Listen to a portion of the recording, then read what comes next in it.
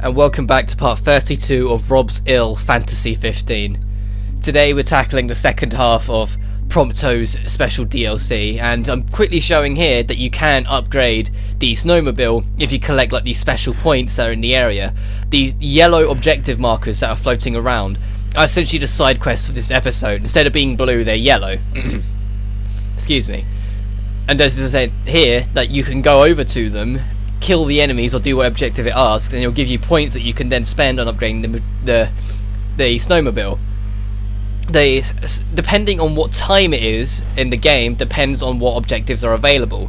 The most common one that people should be going for is at like, I think it's 3 PM, a giant behemoth will appear like southish of camp, and that behemoth is one of the winged ones. It's a winged behemoth with icicle powers. It's not a king, it's like one down in like the hierarchy, but I forget what it's called. But if you kill it, you get a trophy for your hassle, so it's worth going. It's a Kaiser behemoth.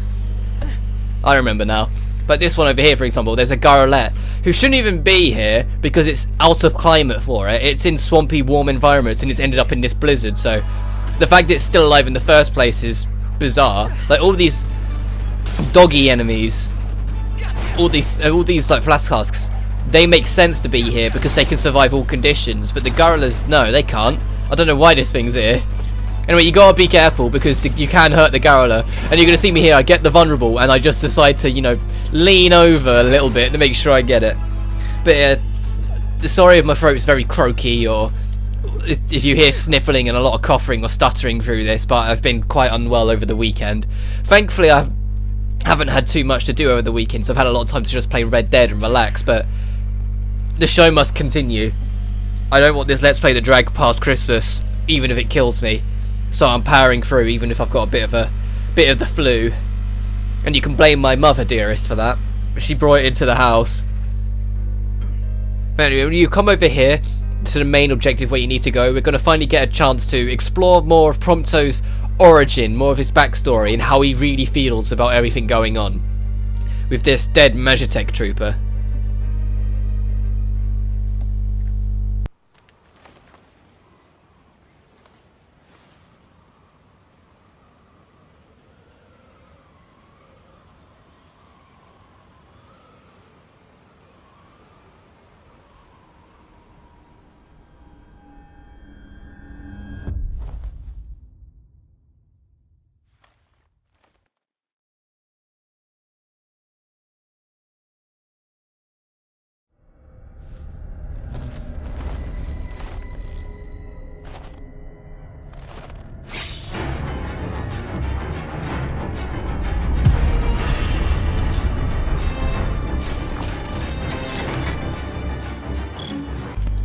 Alright, in this moment we got to flee from our dream, because it's very blatantly a dream, and I'm gonna level with you, the Magitech Trooper doesn't control the best.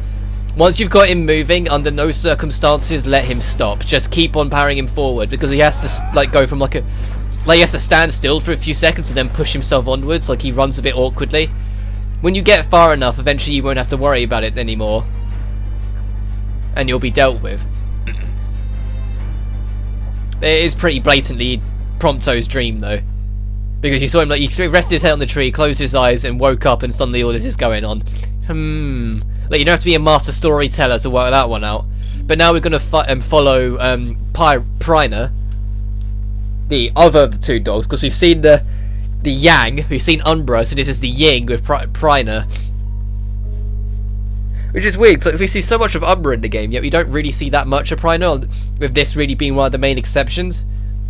Which I find kind of weird, because like all the advertisement that showed the dogs showed them both together, yet they really should have, excuse me, they really should have shown just Umbra really, if Priner's going to be this unimportant, with the exception of being this little bit for Prompto. Because they could have just had Umbra here for this as well, and it would have been just as significant. It's just a bit weird. Like Priner's one of the I say character, it's a dog, but one of the characters that just became a misfortune of all the stuff cut to make sure the game 15 was released in time, and they tried to make up for it by giving Priner more of a role here. But that's the thing, I am really curious to see what 15 would have been like if it had more years of development. Yeah, I know people say, yeah, but it already had 10, but in reality it only had about 3. Because a lot of it was scrapped and reworked on, and they even changed director before changing it to 15 and becoming what you see today. It hasn't had anywhere near as long as the reviewers who bastardized this game would have you believe. Yeah, the brand and the ideas have been floating around for 10 years, but it's been reworked more times than I care to count. Especially with being changed director because Square weren't happy with how it was, and then development kind of going overboard by just giving them so much free reign. And then having to haul it back later on when they realised they weren't stopping. They just kept on throwing in more ideas, saying, oh, this would be cool, oh, this would be cool, this would be cool, and just kept on going and going and going and going.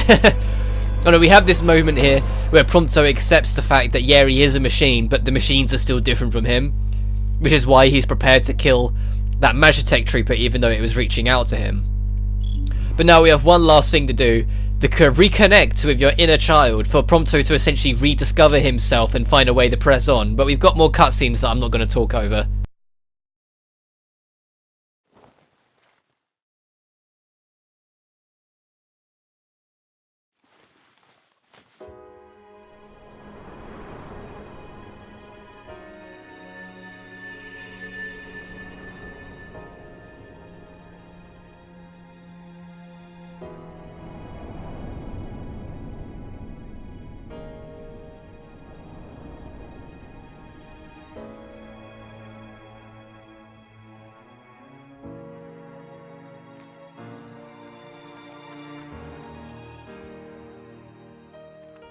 All I ask is that you continue to support Noctis, and that you remain ever at his side. How does she expect someone like me to support him? Am I good enough? Does he want me around?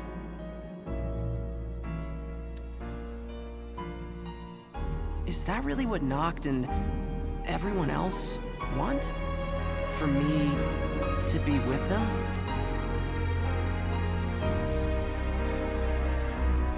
Wait, but what about me? What do I want? It took me a while, but I finally found my answer.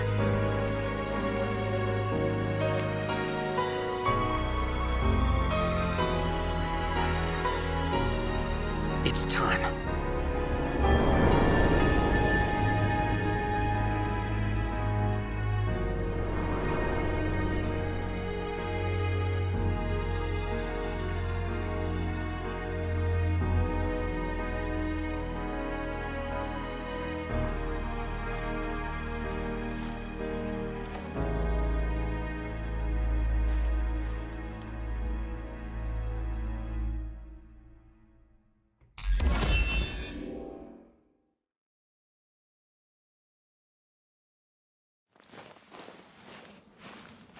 Aranea.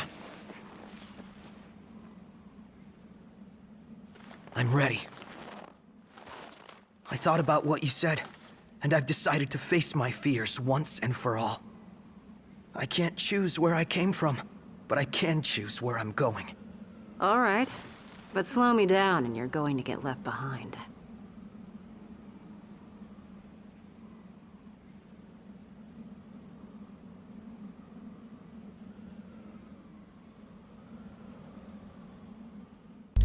But now Prompto has rediscovered his significance.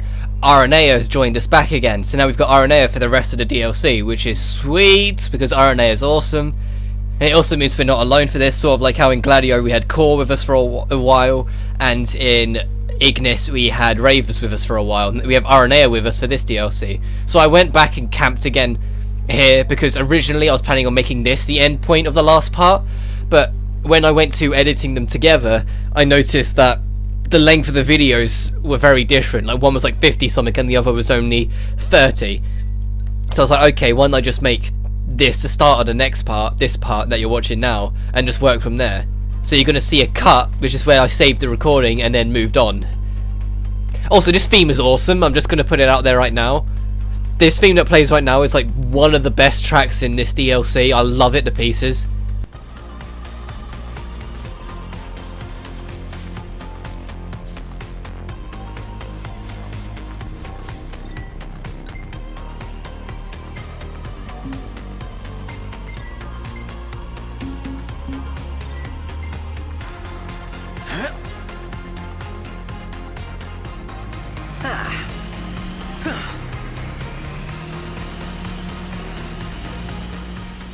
Like, it's such a fun Prompto feeling track, I think's the best way to put it.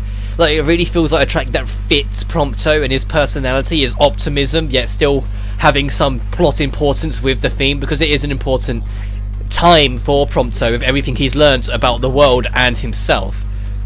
And now as we move on to the next objective, the Sin of the Father objective, or Sins of the Father, we're going to have to storm this Imperial base, and it's different from the normal storming of Imperial bases because we're playing as a marksman, we're playing as Prompto. Your main focus really should be trying to get to the top of that tower over there, because there is a rifle that you can do to get some sniping done. I mean, if you get up there and get some sniping done, you can really start cutting through a lot of the stealth work quite quickly. But these opening two guards here, you can actually be quite non-stealthy with them, because they're too far away from everyone else for it to matter too much. But so this theme's just great, I love it so much. So we get this SMG, but the SMG is not what we're here for. Up here is a rifle. So it's like they're pretty much encouraging you to start doing some sniping work. And you can get almost all of them with this sniper alone. As you're going to see me then go to demonstrate. So just look around. Pay attention to things like this as well, like the game highlights. Explosive barrels can take out multiple at a time, so I try and use this to my advantage and wait for this guy to move closer to him so I can try and get 4 in one explosion. I don't think I do in the end, off memory. Like, I think he turns away too soon, so I'm like, alright, I'm just going to have to blow up the barrel and be done with it. Because I think he turns away, like, nowish. Yeah. So I just shoot it, and then shoot him before he has a chance to realise what's going on. And I end up having to shoot him again because I hit his neck, not him. But that wakes up these guys, so I try and shoot that barrel to deal with a heap of them. And I get almost all of them, but not quite. Did I get him? Yes, I do. Now's your chance. You can't get crack shots from this distance. Oh no, I didn't get him. It must not have been a headshot. So you can't get crack shots from this distance, though. If you hear the shing sound effect, you're way too far away. You have to be relatively close for it to give you the crack shot. Now, there are still a few enemies down there, but I decide now's a good time to start moving on, because I couldn't at that point see any, so I decided, you know what, stuff it, let's just get down there. Since any idea of stealth's gone out the window, because I shot an explosive barrel. You can actually play this whole situation pretty damn stealthy and just work your way through it slowly but steadily, just without shooting the explosive barrels. But you just have to be wary of the fact that some of the enemies are grouped up together, and so stealthily killing them all without any of them noticing is not the easiest thing in the world. Ow, ow. But so this part we will be finishing. Oh, there we go. We will be finishing episode Prompto. So, but this one's just longer than the other two. So I knew this one was going to fit into one part. But I don't mind because this one's a lot more plot significant. I feel like the overarching thing. Because Gladio is just proving himself. Iggy is just clearing up details about the main game. But Prompto is actually us learning quite a bit about a character that doesn't have any appearance in the main game. Because Prompto kills him, as we saw earlier. But at the same time, giving us more clearance on what Prompto's character is, because we do find out about him in the main game anyway, but we learn a lot more here. Oh no. Yeah, at this point, I was a bit pissed off at that explosive barrel. There it goes. Like, I shot it with 2 explosive rockets, it didn't go off, so I just turned to the pistol and I was like, no, this thing's exploding. Like, it was that stubbornness at that point. The thing was going off. Really, the pistol should be your last resort because there's no manual aim with it, which is really annoying, but I get it. It's a balancing thing. It's like, well, this gun has unlimited ammo, so why are we going to let you just manually aim, shoot whatever the hell you want? No. You're going to have to do it yourself. Whilst everything else is manual aim and no auto aim. Because believe it or not, manual aim is more powerful than auto aim. That's the thing that's been with Red Dead 2. When you first start Red Dead 2, minor spoilers, you haven't played anything, the Deadshot ability, like, when you first start the game, it sets like the Red Dead 1 Online's like automatic mode, where it'll auto-tag people, and it just makes more issues than anything else. But then later on, they unlock manual mode, because they know manual's more powerful than automatic. So then you can manually tag by tapping, I think it's R1. Which I was like, yeah, like, fair play to them. They realised which was the better alternative. It shouldn't be manual then you unlock automatic. It should be automatic then you unlock manual, because manual is more powerful. Automatic makes you end up tagging the wrong things all the time. Tech armor, right? What's so new about it? This one's got a ghost in the machine. Chief Pasithia himself. Yeah, the chief that was acting as Prompto's creator slash father slash whatever, his soul is incorporated into his new machine. The machine is built on the same DNA as the diamond weapon being what destroyed Insomnia City during the invasion between Chapter 1 and 2. So this new weapon absolutely cannot be allowed to escape because it has a mind of its own being attached to Chief Versatile, whatever his name's pronounced, spirit. So it's in direct control by him. And it's a giant machine similar to Diamond Weapon. It can't be allowed to continue. It has to be put down. And it's where you can find notes talking about it in quite length here. Like, this note is several pages long. Like, I leave it on screen because, like, as always, you can just pause the video and read through it if you want to. But I'm not going to sit through and read it all because I recorded this in post and I never knew how much time I'd be able to give myself to read it. Whether I was talking about something else during it or anything like that. But when it's live, I can give myself time because it's live. I can just talk about it when I'm ready. The only time I really couldn't was in the detention Let's Play, because now I just wanted to persevere a lot of it. And so there were some things that I just didn't read or didn't finish and just cut myself off on. There's another note over here as well, where he talks about the fact that the new weapon has finally been built. With it, so it's going to triumph with its great new... Actually, is this the new weapon, or is this the... Oh no, this is when they killed the Glacian. So it gave a huge advantage to the Niflheim Empire because one of the deities was out of action. Little did they realise that the spirits of the deities were still going to have a chit-chat with Noctis anyway. Like, the Titan's dead, yet the spirit not only helps us out, but has also defended us against Leviathan. Ramuh's been dead for a while, I think. Like, Leviathan we killed to convince it to join us, and it spiritually helped us on the train. Like, and then Shiva helped us out on her own doing, despite being dead for a while. So it's like, I don't think they realised how insignificant killing the deities really was. Like, it was more for bragging rights than actual achievement.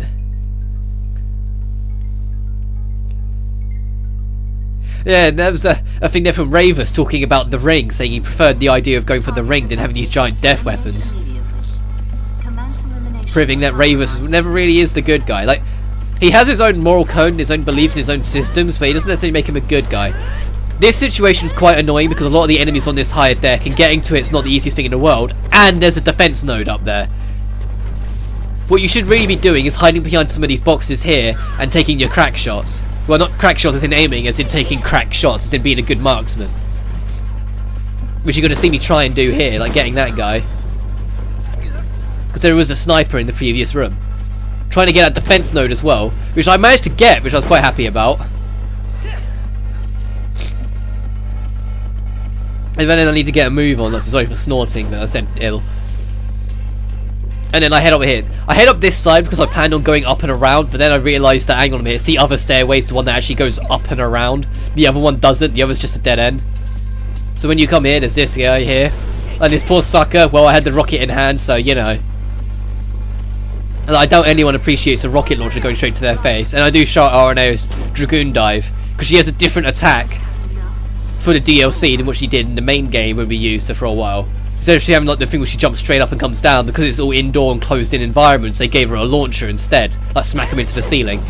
I really didn't want to fire at that point, because I was really concerned I was just going to hit the pole in front of me and blow myself up. So I get to a different angle, try and find a gap over and shoot like that instead. And at some point during this firefight, I take another selfie that I completely forget about me taking until the boss fight at the end of this section. And then I check it like mid through the boss fight and then realise it was nowhere near as impressive because the pictures are not one-to-one. When you take a selfie shot with Prompto, it's never one-to-one. It's more like a recreation of the situation, I think is the best way to put it. No, it takes an assumption of what it should probably look like instead of just taking a picture of what's actually going on. And what I mean by this is I take a picture through the fire, so the picture should have really just been Noctis with fire everywhere. That's not what happens. It just takes a picture with the robot behind him and that's it. The robot's not attacking him in the picture, because it makes how it should sort of kind of be, not what's actually going on. Which I think is a bit disappointing, but at the same time I get that it's probably a lot easier to code in and a lot more time saving than actually trying to make it one-to-one. With this big robot at the end, I targeted it first because it is a pain in the ass to deal with. And I launched grenades because grenades have a far easier time of getting crack shot opportunities than any other weapon. Now, I don't think I get it, unfortunately, with this knob, but you can. And if you can get the SMG, even better, because you can try to shoot off the rockets with its leg and whatnot. And crack shot does give you invincibility frames. I think it's at this point I decided to go, yeah, I go for the selfie. I was on fire and I went for the selfie shot. The selfie itself should be me on fire, but when I eventually show it off, which isn't for a little while yet, because I said it's during the boss fight that I just remember it, you'll see what I mean. It's not that impressive. It's a bit like, oh, okay. But that robot's finally down, which is it's a pain in the ass, but just keep your distance if you can. And all that's left really are the stragglers. And the stragglers should never really be too much hassle. And there's another bazooka right there to restock if you need it, so what's the hassle really? This guy's annoying though. This is an attack node. You see the defense node, so it should have really been a given that we'd get an attack node as well at some point. Never miss, as he misses. But the attack nodes are just do more like ground attacks or AoEs, so if you keep your distance and jump around like a moron, you should in theory be safe. But they do take more of a punishment than the defensive nodes, which is weird because you'd think defense have higher defense, attack higher attack, but no, the attack nodes have much higher defense than the defensive nodes. Like, I can't help but feel like the defensive nodes should have been called support nodes, because supporting classes in a lot of games tend to have less defense but keep their distance and, you know, aid their party, which is what the defense nodes do in this. They linger back, don't have that much defense, but aid the party around them. Because if you leave them around, they will heal the other Magitech troopers. So this attack node takes several sniper shots and a crack shot to go down, whilst the defensive nodes, one shot of the sniper, they were dead. End of. And I believe this is the final wave of the enemies. And we immediately got clocked as well because of poor timing and location. Which is a shame when that happens, but it is what it is. I say that line way too much, it is what it is. It's like I rely on that line way too much. But to be fair, like, as of this recording, Red Dead 2 has been out a few days. It came out last Friday, today's Monday. And it's why I did the double upload on Thursday. I think I mentioned it in the video, if not I mentioned it in the description or something, but it was literally just because I wanted Friday to be me just playing Red Dead. I didn't want to worry about YouTube. And then Saturday I was working, so I didn't get to play it too much, and then Sunday I was on it all day. And after this recording, you can bet your ass I'll be back on it. Oh no, I'll say that. I'll do a bit of editing for the next video, because there's a few things I want to clean up to make better for the next video, because the next video is going to be another long one as it stands right now, but I think I can make it just a little bit shorter. And clean up and get rid of things that don't need to be there, that sort of thing. But we'll see when we get to it. Like, as I said, when I record this, I'll edit it down a little bit and see how long it ends up being. Because currently, like, where we're going to, Gralia, the Noctis party, Gralia is 4 parts long. Like, everything that happens in Gralia takes up 4 parts. Because it's a long old area. It's like the main final dungeon of the game. Like, well, of the original game, it essentially was the final dungeon, because the actual final area was very short. It was only in Royal Edition they made the final area more of a final conflict, more of a final area. And this is them talking about more recently. This report made by Vestal was made during our main adventure, actually. It was made during, like, just after the Insomnian invasion. They're talking about some of the things that they've done on. And then talking about, hang on a minute, why don't we use demon experimentation instead? Why don't we use demons for our source?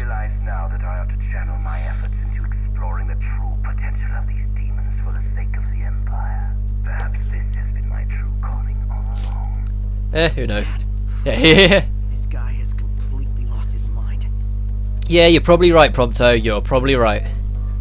But it's a good thing he's technically dead now. It's just his soul in the machine. But whilst they're resting, I'm gonna have a glass of water. So hopefully it didn't go through the mic too bad. But because it's one of those like scrunchy bottles of water, it's a cheap bottle of water. So I've got another drink with me that's like orange squash, but that's empty because I drank that all before I started recording and I didn't refill it. So I've just got my scrunchy old bottle of water. You know, the ones that That kind of sound. That scrunch up when you suck on them, when you go to drink from them. Good old Buxton. Still natural mineral water. I'm not one of those people that's really fussy on like different tastes of water. Like I drink tap water for goodness sake, and I wouldn't really care. The only tap water I wouldn't drink is cleaning tap water, because cleaning tap water has different chemicals in it that aren't good for you. You should only drink like sink water really. You shouldn't drink proper tap water.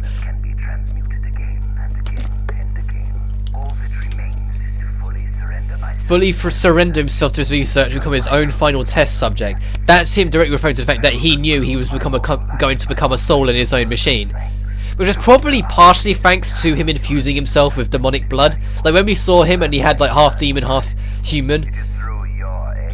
That was probably something to do with it. But he only managed to do it because Chancellor Azunia, Arden, helped him out. Because Arden has insane wide knowledge of demonic abilities and demonic technology. Very suspicious in its own ground, separate from all the things that made him obvious he was the main villain anyway, but he understands demons on a level far beyond anyone else, and so knew what to encourage Vestalt into doing to help him out with his research. But as we progress on, we are going to get our boss fight. As in, just like the other two DLCs, there's no real stat list for this guy. Which is annoying, because it would have been really helpful to have a stat list for this guy, because there is actually a strategy you need to have with this monster. But Barbarous is not actually the machine in question. It's an experiment that was worked on and it's infused with a lot of different technology, but it's not actually the big machine that was made to rival the diamond weapon that has the Star's soul in it. This is just the boss experiment that they spent a lot of time experimenting on. The main strategy is that there's 3 weapon pickups around the map and they respawn. So you work out the rest. Keep up a star shell because it does debuff the boss, and then any other time just shoot at it really. RNA will clean up a lot. Just pay attention to when it turns on you. A lot of the time it will attack RNA and leave you alone, but there is a lot of times where it will just kind of swivel its head and look at you. When it does that, you need to keep an eye on it. Alternatively, halfway through the fight, it will become immune to fire, so your rocket launcher will do far less damage. Also, if it's on the ceiling and you do enough damage to it, it will always fall off and give you a crack shot. If you're quick enough, you can get 4 shots of the crack shot in, which absolutely annihilate a chunk of its health out. So unfortunately you won't be able to get it all the time though. I think that's the only time I get all 4 shots. Every other time I get like 1 or 2. Like that one I only got the 1, because he recovered quite quickly. But the maximum is 4, and you have to get it by just reacting to it as soon as possible. But in reality, you see, this boss fight's already nearly halfway dead. This isn't a hard fight. Just keep your distance, keep the pressure up, and then every so often get your firepower in. Get your crack shot. This is where he catches fire because he's below half now. So rocket launcher damage is going to be subdued. Calm down, Prompto. I'm aware I should have brought more tissues because I'm starting to run out, and my nose is still quite, it's still quite bad. It's just like, hopefully it's not too bad on the recording end. I'll have to check afterwards, but it's mostly my throat that's been giving me trouble more than anything else. Like my nose is runny, but that's just a given for what it is. It's annoying, but it is what it is. Like I can work through that, no problem. It's the sore throat that's a pain in the ass for recording, really. But to be fair, like it hasn't hit me as hard as it's hit my mother dearest and my stepfather, because those two, they were absolutely grounded, and they were proper grounded. And although it's like giving me headaches and things like that, I do feel like I've got off not as bad. Wait, that was me checking the photo and being incredibly disappointed that it wasn't just me on fire. That was me remembering, because this is the last opportunity you get, because the rest of it you don't have an opportunity whatsoever. And you'll see what I mean when we get to it. I'm just trying to get hesitant about talking about it. And this is the main boss. Like this is the last boss that I'd say you can properly lose. Because there is another fight after this, but it's a lot more scripted, and I've never ever got close to losing it. Because it's that kind of heavily scripted.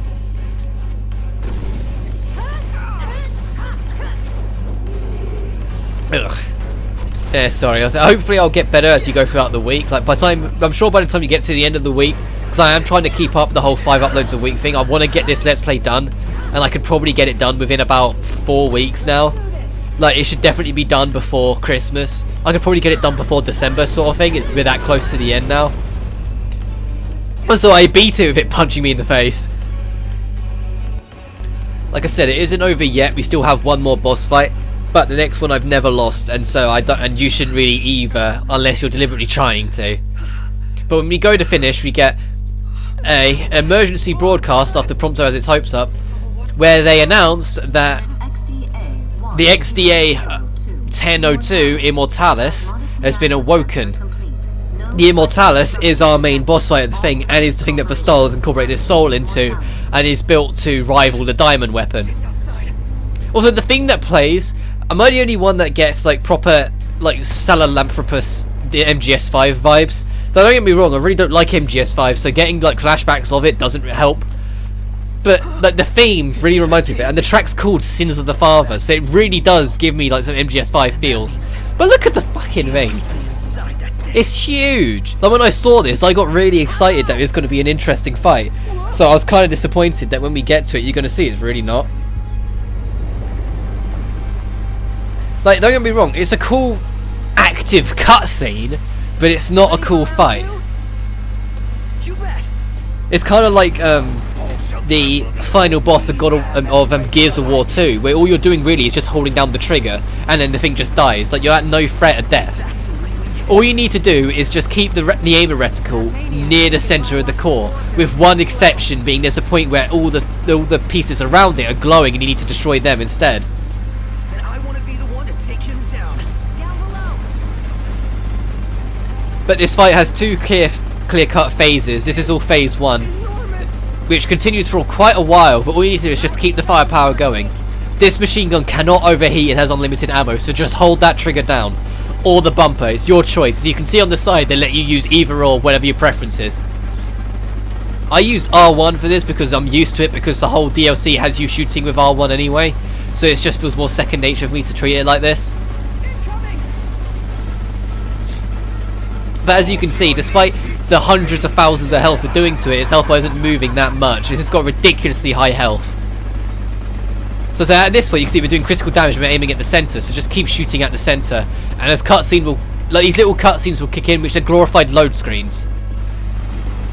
There, so you can load the next section of less parts of the map, because you are working through a blizzard after all, and working through a large open area that you can't explore normally. It's sort of like in Metal Gear Solid 3, when you're on the motorbike sequence, where there's a lot of times it will just kind of go to like a cutscene bit, because they want to load the next area in. But when you shoot enough of it, it will explode and launch it backwards. If you don't do enough damage to it within certain time limits, it will then attack you, and if it gets an attack on you, that will kill you. But like I said, it's never gotten the chance of me, and I don't think it should ever get the chance if you're following along. Like, I've never had any kind of struggle with this fight. This is it kind of loading into the next section again, because now there's a bunch of trees about, and the thing's nowhere to be seen for a second, and then there it is.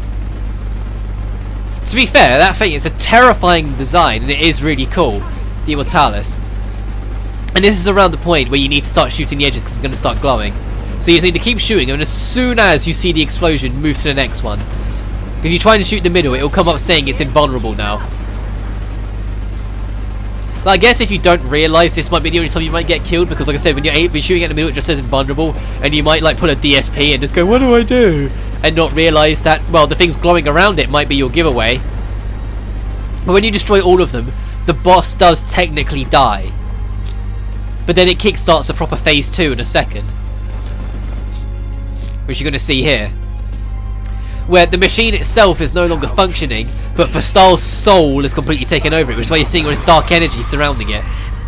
It is entirely the soul now. And this is the coolest part. The fight, the music really goes into overdrive, but all you're doing is unleashing all of your bullets into the core. Do not let up under any circumstance, because this is one of those moments where if you aren't quick enough, it will fall apart on you. And you're going to see it does get quite close. I know it's a cutscene kind of scripted thing here, because if you keep on shooting in the middle you won't fail, but he will get pretty damn close to trying in a few seconds. And if you just give him enough time, he will just shoot you with the dark energy and it will kill you, as far as I know.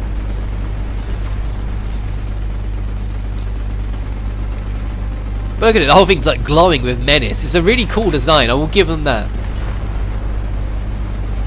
I don't mind mechanical, more sci-fi fantasy things in Final Fantasy. The only time I was a bit iffy with it was Final Fantasy 13-1 because it was so shoehorned and like in-your-face futuristic sci-fi a lot of the time. Whilst this one is a lot more laid back with some of its more futuristic mechanical elements. It feels... I don't want to make the comparison because they're very different beasts, but it reminds me of Final Fantasy 6, where 6 had a lot of like industrialism and more machinery in it while still being fantasy. This is it, by the way. This is the final push. You have to get that health bar to 0. You have to kill it now. Because if you don't, it will just kill you. As you can see, it's looming above our head quite menacingly. But we're unleashing so much damn damage into it, and that health bar is shrinking. You just got to keep it up. Just don't let up for anything, and eventually you will get that point. You will get that HP to 0 and overcome Immortalis, and in turn overcome the past, overcome the sins of the father. I say it's the coolest spectacle in the game, but it's a really boring boss fight in my opinion, because all you're doing is holding the trigger down. It's not a difficult fight, there's no strategy really involved, you're just aiming where the game tells you to aim and holding the button down. But that's the end of the DLC, so next time on Final Fantasy 15 we'll be continuing back with Noctis as we finally enter Gralia. But until then, you guys take care now.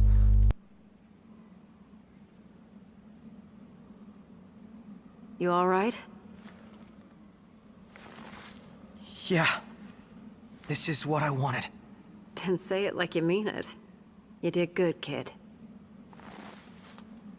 Couldn't have done it without you, girl. Seriously, though.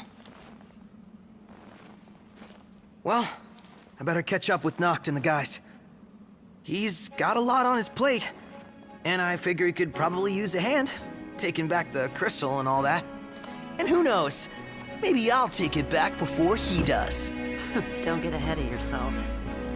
Honestly, I don't know for sure if they're going to accept me for who I really am. But I'll never know if I don't speak up. So I'm gonna tell them.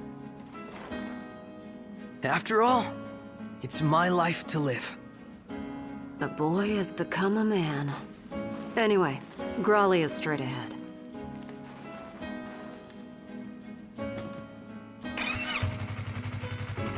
Aranea! Yeah? Thanks!